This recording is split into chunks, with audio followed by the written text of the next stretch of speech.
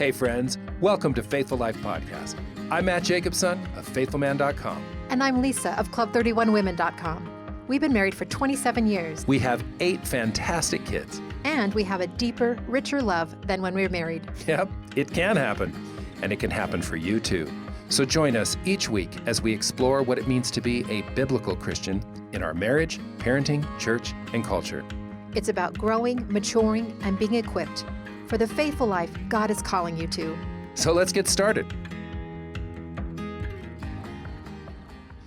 Hey, hello everybody. Hello, friends. Hey, there's something you should know at the beginning of this podcast. What's that? We're sick as dogs. Oh, we are. It's true. We're actually pulling out of it. Wouldn't you know? Somewhat, I must say. We started 2020 and Matt and I were thinking, okay, it's the new year. We're going to, just get up earlier. We're going to just, do the whole dive it. And then we all got this fever, hacking, coughs. Our entire family has been sick for the last, 7, 10 days. Yeah, and I'm not promising that you're not going to hear a little snort or cough or something before it's all over. But anyway. Okay, we're getting better and we're here. And we're here. That's right. And we're going to have a great discussion because we're going to be talking about your kids. That's right. Nothing better. It's going to be hopefully encouraging. And is it all good? Well, there might be some challenges. Well, we'll see. But hey, before we dive into today's topic, which is how to free your kids from feeling entitled.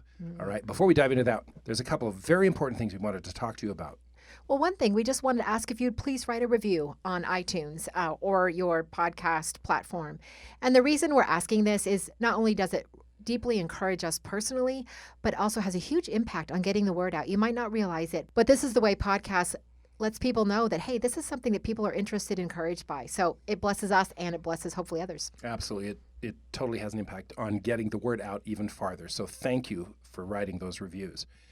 One other thing, we're trying to continue on with this endeavor, and we're certainly loving it, certainly enjoying the interaction we're having with all of you.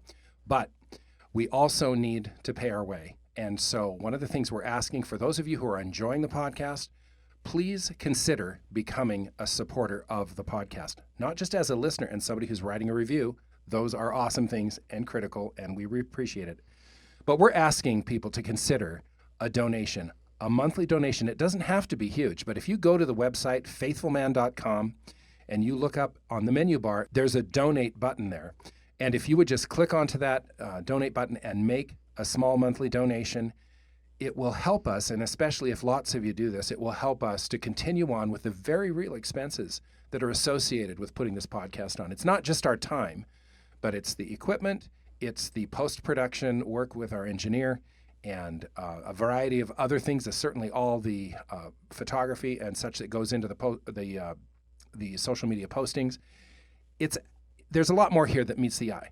And so we're asking, please consider, if you're enjoying the podcast, please consider becoming a supporter of the podcast. And again, that's faithfulman.com.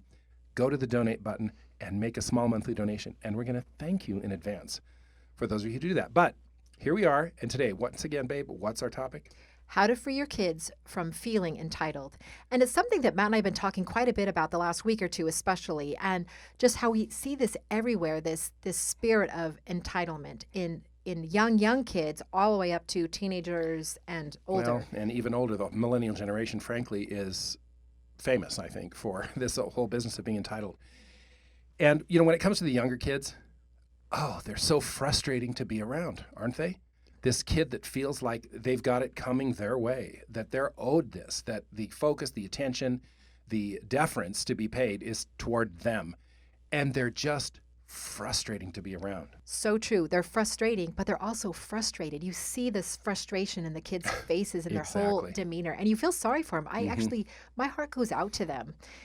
And I just want to say something before we get too much farther into this conversation. If you happen to be listening to this and you don't have kids, maybe you're not in that season yet, maybe you're a single person, we hope that you'll hang in there with us because this is a subject that's not only applicable to parents with kids of a certain age or a certain season of life, but this is really applicable to everyone because we're talking about our Christian culture here. And there's something that you can do to either encourage other parents, friends that are around you, or even in your church to be thinking differently about this mentality that our culture has developed. So hang in there with us. We think it's going to be helpful and interesting to all. And if you don't have kids, you may have them one day. And wouldn't it be better to learn these things before you have kids so that you don't have to relearn them or maybe make some big parenting mistakes and then learn them later. So it's applicable to all of us. So we really want you to hang in, even if you don't have kids, because there's good stuff here for you. And this whole thought really came to kind of fruition in my thinking. Recently, we were at a hotel and I was down early in the morning and parents were filing in with their kids, lots of them going skiing or doing various things for the day, but they were coming in to the food buffet and here came a mother with a child. I'm estimating she was 5 years old, something like that. And so I'm sitting there watching because at the head of this line, of course, people are backing up. There's all sorts of people, but this woman basically stopped the whole production of getting your breakfast because she stopped at the drinks case and she started going through absolutely every option in the drinks case, asking her child what she wanted. Do you want the apple juice or the orange juice or the cranberry juice or the milk? Do you want the strawberry milk or the chocolate milk? And then it was on to the yogurt options, of which there were 5. And not only 5 different kinds of yogurt, but different flavors within each kind of yogurt. Now, I don't know whether you've ever looked at a box of multi-flavored yogurt, but my goodness, I mean, do you want the blueberry or the cherry or the peach or the strawberry or, on and on and on. And this child just was so indecisive and people were getting frustrated, but the mother was undaunted. She just kept right on with this child. Oh, dear. And then it was on to the various options for breakfast. Of course, there's the mini cereal. Do you want the Fruit Loops or do you want the Bran Flakes or do you want the Cheerios? Or do you want the Frosted Flakes? Or actually, do you want the toast? Do you want wheat toast? Do you want white toast? Do you want a bagel? Do you want a muffin? Oh, I'm getting tired just listening to this. Oh, my word. Literally, absolutely every single thing on that buffet, this child had the option of having or not having. And all the time in the world to think about it, to commiserate over, to just, I'm not sure. Well, I wonder.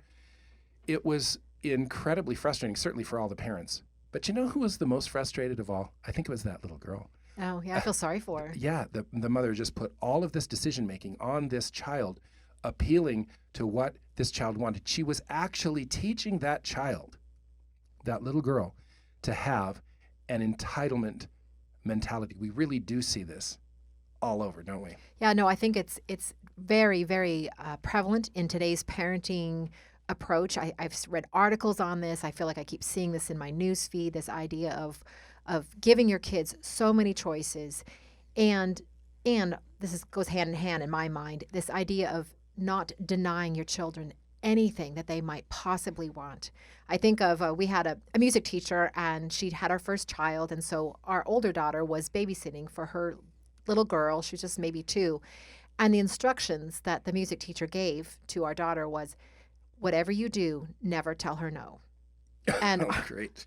And our daughter was thinking, how are we going to get through this afternoon with me never telling her, not just like no, but nothing negative. It always had to be positive. At the end of the story, this is like spoiler alert, this ended up not working out. So the mother did change her strategy a few, maybe even less than a few years later. So, but I really felt badly for this poor little girl who thinks that her whole life, her whole world revolves around her. Everybody's saying yes to her. What she wants, and everybody's saying yes. And my friends, does this really prepare you for real life? When you think about this uncritically, it does seem kind of like a good idea because really it's all about, hey, what does Sally want? And what does little Bobby want? It's this idea of appealing to the child's desires. And of course, we want children to be happy, don't we? Well, let me ask you parents, how many of you feel that you just have to mud wrestle with your little kid on decisions, on what they want, on what their desires are? How many of you feel like it's a real struggle? And of course, these days, everybody feels like they have a strong-willed child, right? But one of the ways a child's will grows stronger and stronger and stronger and stronger is a constant appeal to what they want, a constant consideration of what the child desires in the moment, a constant questioning of which option that child wants. This is discipleship. This is training your child to have a sense of personal entitlement. We're going to talk just a little bit more about that. It really is a child-centered world that we're living in, isn't it? But before we dive in further to that topic, just wanted to tell you about something that just came across my desk recently, and it's so good. This book is called God's Hostage. Those of you who pay attention to the news, you probably remember the pastor Andrew Brunson, who was a prisoner in a Turkish prison. Yeah, I totally remember seeing this in the news. Okay, absolutely. Well, this is his book, God's Hostage. It's the true story of persecution, imprisonment, and his perseverance, how he persevered in the face of this incarceration in Turkey. And it was completely unjust. It was absolutely wrong. He was thoroughly and falsely accused. And he was finally freed, of course, after much endeavor by I think it was the U.S. government that really put pressure on Turkey to let him go.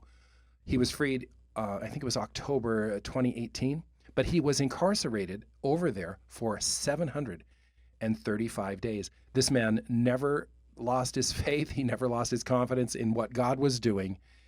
And this is a gripping story. So it's Andrew Brunson, God's Hostage. And the thing about this book, it's not just about his story. It's not just about what he was doing there and how he faced it and how he dealt with it and those many long years of challenge that many long days, I should say, of challenge that he faced. This book actually turns the focus to the reader, and it prepares the reader for potential persecution that you're going to face. It has the quality of getting you to think, how would you respond in a situation where you're being persecuted? And it's just a powerful book. It's a gripping read. We really want to encourage you to get a copy of it. It's called God's Hostage, The True Story of Persecution, Imprisonment, and Perseverance. It's the story of Andrew Brunson. I think you're going to be massively encouraged. It's very interesting, but you're going to be really encouraged, and you're going to have that added benefit of growth in your own personal perspective on the subject of persecution, which, hey, we're Christians. We know the world is not an increasingly inviting place for a Christian perspective and Christian values. So go out and get a copy of God's Hostage. All right, so we were just talking a moment ago about how child-centered the world is becoming. It's almost that perspective that it's critical to remove every disagreeable thing from a child's life. Yeah, I think the mistake of this is fairly obvious, because that's just not preparing them for real life, which we touched upon. But as I think about it, if I'm going to speak specifically to moms right now, if I could, if you're a mom listening to this and you're thinking about your own days, how many days go exactly the way you want to? I mean, do you wake up in the morning and go, what do I want to do today? Or what are my best options today? That's not how it goes, is it? And I know a lot of you have shared your heart with me that you're so frustrated, discouraged, because life is happening to you and you're not getting those choices, those options that deep down you feel like, don't I have a right to have this day go well? Don't I have a right to get a good night's sleep? How about our friend Kayla and what she just faced this last, I guess it was a week and a half ago, something like that? Yeah, she was super, super sick. This is a young mom with 3 young, super energetic, and frankly, super strong-willed kids, or at least 2 of them are. And they were super sick, and just having to manage, she was like, here I am, really ill with a high fever, and I'm having to take care of my kids at the same time. And I think, there's a certain part of life that can prepare you for that, or it can ill prepare you for that, so that you feel like, wait a minute, this is not how it's supposed to be. I was not raised to be thinking that I have no choices in life and I'm just a helpless victim. But you don't have to think that way. You can help your children to grow in these things. And that's what we're going to be talking about today, those things not to do and those things to do. So Lisa and I want to ask you directly, is this how you are raising your children? Is this how you're parenting your children? Let's interject a couple of other words in there. Is this how you're training your children? Is this how you're discipling your children? Because all of these things are what are taking place in the way that you appeal to your child's heart in terms of obedience toward you, or appeal to them in terms of the options that are on the table and what they want. Are you appealing to your child's preferences? And you might not even be aware that you're doing this, because you might just be caught up in the current parenting culture, just the pop parenting articles that are out there, or just it's even trickled down, as I've said, even to the Christian culture, that's a part of how to think, to offer your children all these options. So as you're listening, be really honest with yourself. Hey, wait a minute, I guess I do that. I never even thought about that as being a negative or harmful. Well, let's use a couple of examples that might even, solidify the thinking on this topic. So All right, so your child is coming down for breakfast and they're sitting at the table. Do you say to that child, well, do you want orange juice or do you want milk? Do you want cereal or do you want toast? Do you want peanut butter and jam or do you want just butter on your toast? Or what is it that you want? What would you like for breakfast? If you did any or all of those, and again, it's not the end of the world that that happened one time, but we're talking about a mentality that you're inculcating into your child through this approach to parenting, through this child-centric approach to every decision in the child's life. And we're just using that as one example.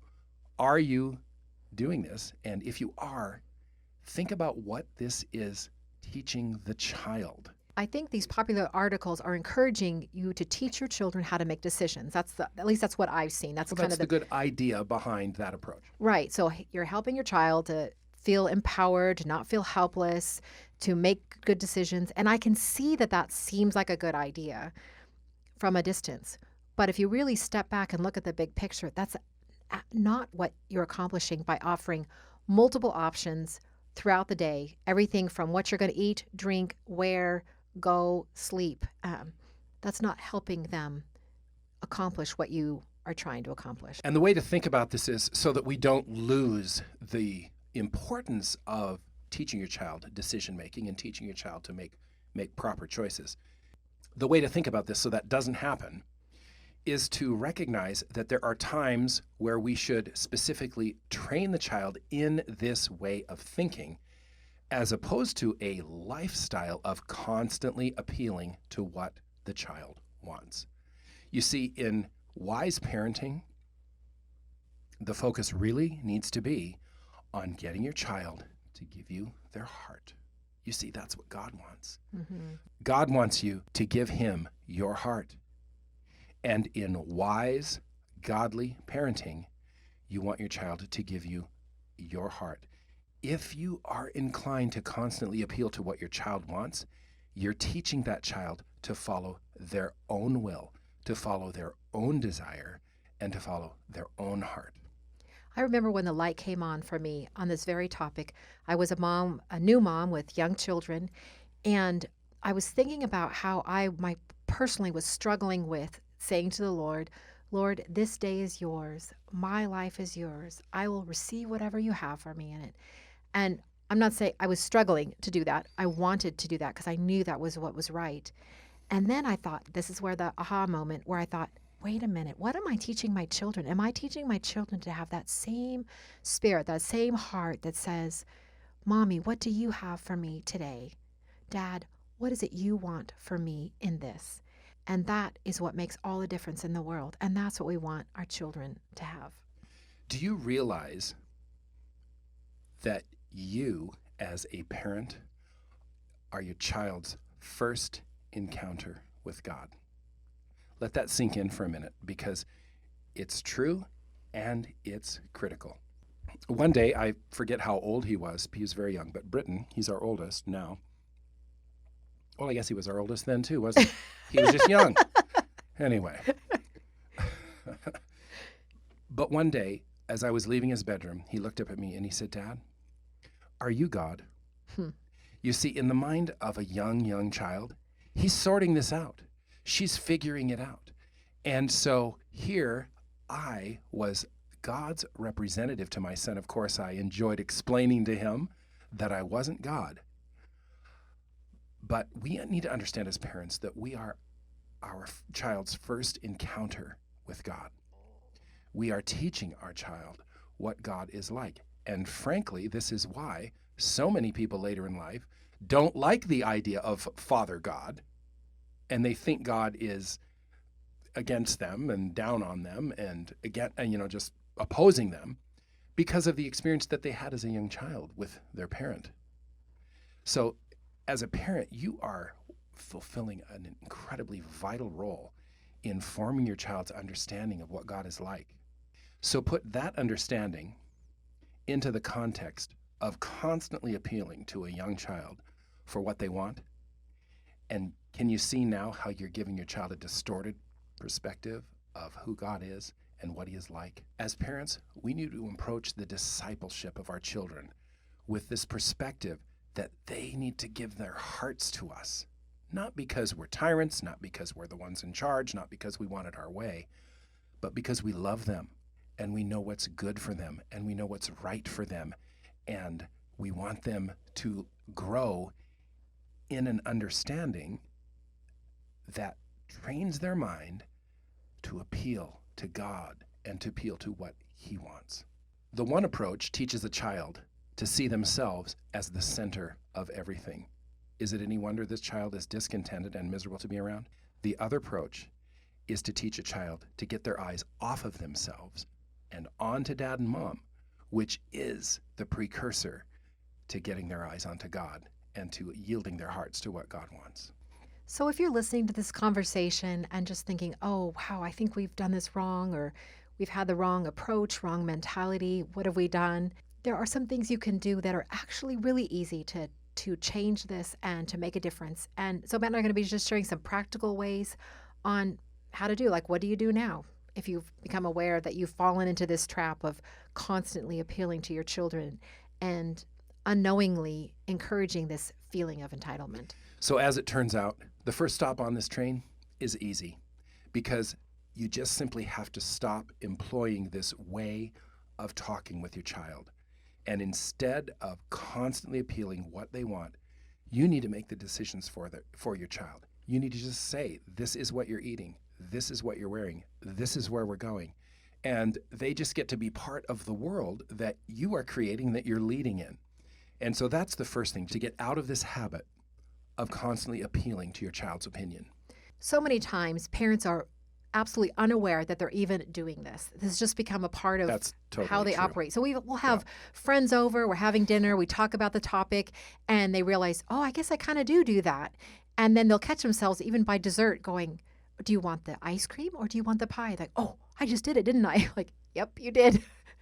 Instead of just saying, here's dessert, babe. And so I think the first step is even just becoming aware and conscious of how many choices you offer your young children, too many for them to handle or that are appropriate. And the thing is, we don't have to guess what posture God is calling us as parents to take and how we're to walk.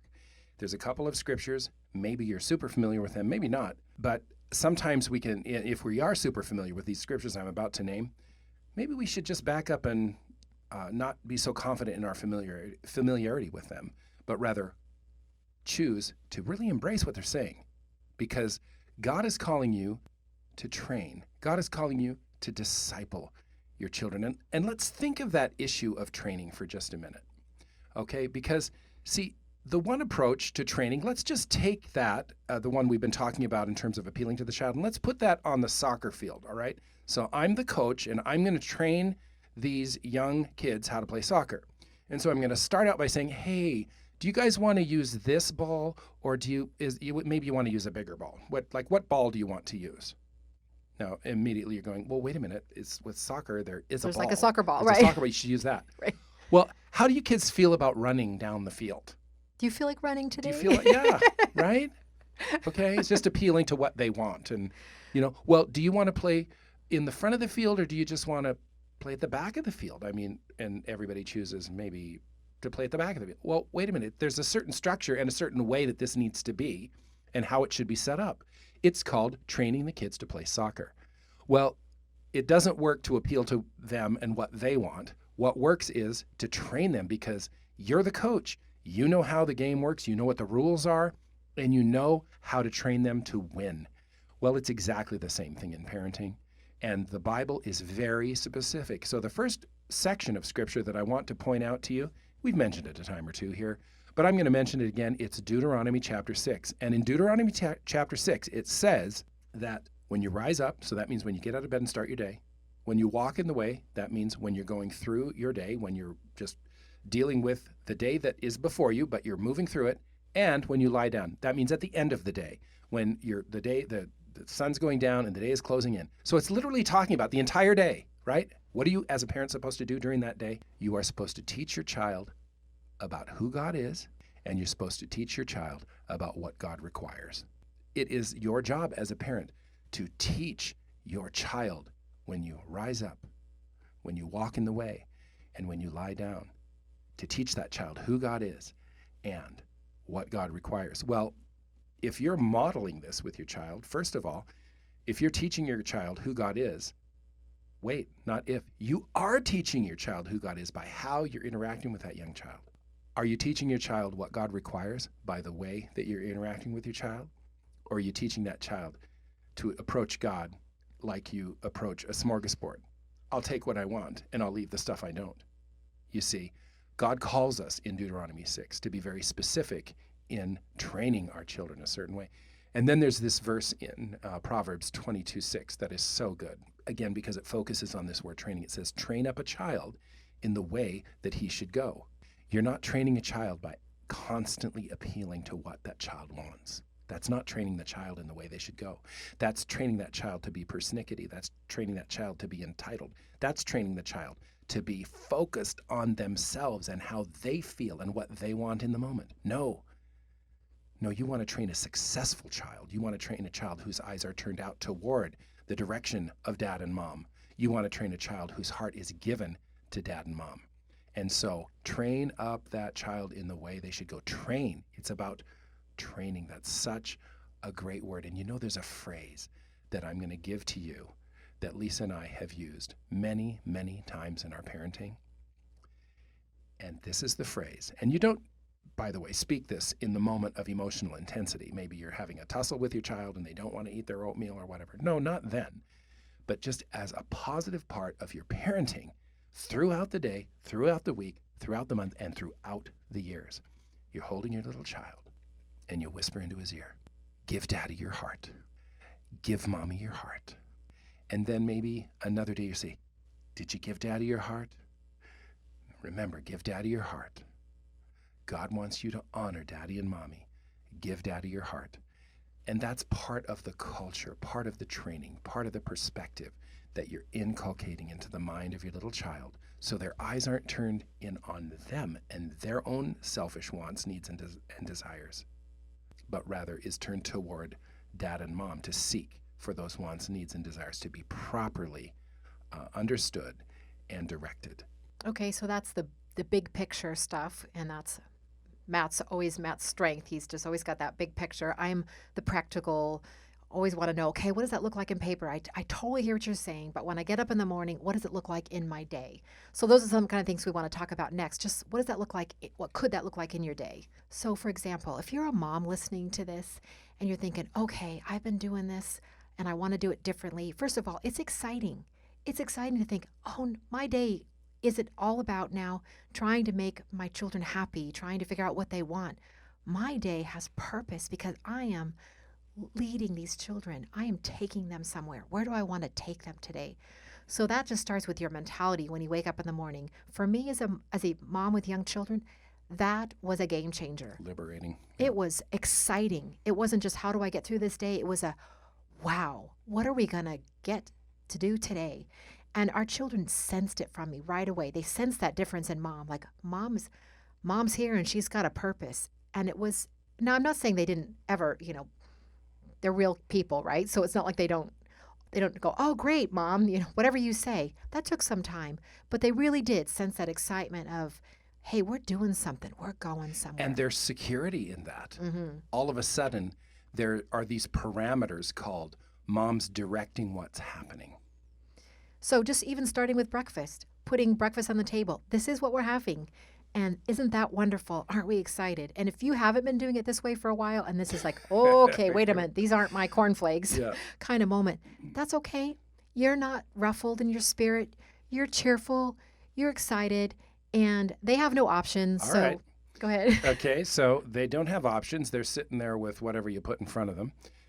And now they don't want it because it wasn't what they wanted, and they didn't realize there was a new sheriff in town. And so now everything's different, everything's changed, and they don't want that. What's mom's next move? Because if you've lived the other way, you're going to experience this. Well, I think, first of all, is if you're resolved, then that is what's happening. So you don't need to get worked up about it. That's just the way it's going to go. Oh, wait. So you're supposed to keep the emotion out of your response when the kid turns up his nose at what you put down. Oh, yeah. No, I actually, not in a negative, I don't care way, but kind of in a positive. Stay cheerful. Yeah. I remain unmoved as Okay. far as that All goes. right. And then I'm a big fan of natural consequences. So you don't like breakfast? Okay, you don't get breakfast. You don't have to eat it. Yeah, no, you don't have to eat it. You can have it for lunch. It doesn't really bother me. Now, I want to say that Lisa isn't just throwing that idea out there as if she doesn't really mean it.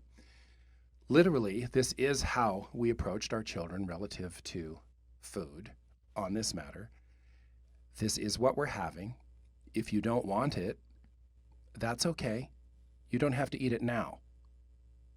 And we'll just put it in the fridge. And the kid will go, well, but it's breakfast. Well, that was breakfast. You don't have to eat it. And then they got it for lunch if they didn't want it for breakfast. And you got to be a little tough if you're going to do this. Tough but cheerful. Cheerful. So that's the other thing Absolutely. is it's not about being mean. It's not about anything other than this is love. This is cheerful love. Like, this is going to be so good for you, baby. If you can embrace this idea that this is what I have for you and you can receive it cheerfully, And gratefully. it teaches proper empowerment because all of a sudden the child knows, wait, there are real consequences for my decision making. Mhm. And they decided they didn't want to eat that. That's okay. They don't have to. They can just eat it later. And that will be served for lunch. And I know for you moms out there, this goes against every maternal instinct you've ever had to think of your child going hungry for a few hours. But I can promise you that they will not starve to death in a few hours. I know for a fact that they'll be okay. And so just remind yourself they're going to be fine. When they get hungry, then this is good food and they can be thankful for it. It might not taste as good as it did when it was Maybe fresh. not, But anyway, they'll learn quickly. And so that's one thing you can do relative to food. You just make a decision. It's there. And if you don't want to eat it, that's fine. You can eat it later. The other thing is, as a mom, as you're looking at your day, have it planned out in your head. Know what it is you're doing so that you're not making up as you go along. I'm not a hardcore, strict schedule kind of person, but I do believe in rhythms. I do believe in the value of going, okay, now it's nap time.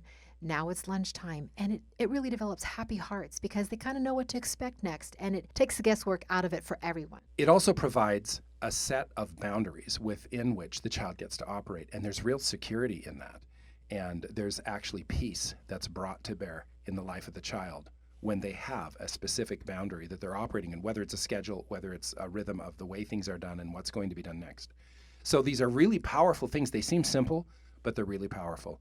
So another example that is very common when parents are appealing to what their child wants, and again, this is relative to younger children, and that is just this matter of clothes. Do you want to wear the orange, green, purple, or red pants? Yes, put them out there. This is what you're wearing today. Yeah, especially for those really young children we're talking about. Obviously, we didn't dress our teenagers or, but for those really young toddlers, preschool age, go ahead, pick out their outfit. It's fine. They can wear what you picked. Absolutely. And if they're exercising their will, what they want, and they will only wear their favorite shirt, try to think of the big picture of where that kind of thinking is going to lead. Think of them at 17. Think of them at 27. Is that really the spirit you want? No, this is what I want. No, you want them to have hey, this is great that I get to wear this. Give me your heart, son. Give me your heart, daughter. Give me your heart. Absolutely. And another example might be just, we're going to do something on Saturday. So what is that going to be? You decide, you tell the child, this is what's happening. And then they get to come along with you and fit into the plan and the direction that you've established, as opposed to giving them 5 different options and having them deliberate on all of the potential and what they might like the best, and maybe they like that more than the other thing. And now remove that off the table. This is what we're doing Saturday, and you get to come and be part of it. So what we are doing as parents is we're removing this tremendous and inordinate burden of decision making off the child. For starters, that's just a good thing. Secondly, we've stopped appealing to that child, making the child's decision making, desires, and thought process central to them. Yeah, I think that's the key right there, what you're saying. And their eyes are now turned outward, away from themselves and inwardly, and outward to dad and mom. And in so doing, we're training that child in preparation to have their perspective, their hearts, and their thoughts turned toward God and what He wants in His Word. So it's training, and it's training against entitlement. And you will have a much happier home and a much more secure, happier child. And the relationship between you and your child is going to grow in a very, very positive way. And we can say that we have seen this in just dozens and dozens and dozens of families. And so we want to encourage you with it, embrace it. And if God's speaking to you in this matter, just embrace what God wants you to do and make that change and enjoy a huge positive change in your parenting. And your children will not grow up with an entitlement attitude. Thank you so much for joining us. We hope you have a great week. Absolutely. And before we say goodbye for this week, we just want to remind you of two things that we asked in the beginning. Please remember to leave those reviews because they have a huge impact and they're very important. So please write a written review. And secondly, would you please consider being a supporter of this endeavor and go to faithfulman.com, hit the donate button, and just make a small monthly donation. It's a tremendous help. Please don't think if it's a small donation, it doesn't matter. It absolutely does. Thank you so much for those of you who have already done that, but we're looking for a lot more partners in this podcast endeavor and all of the things that we're doing online. So please consider supporting us, and thank you very much for being here today. We know you're going to have an awesome week. Remember, our God is our rock and our Redeemer. He already knows exactly what your week holds, and He knows what you're facing. He loves you and is for you. So this week, draw near to God, and He will draw near to you.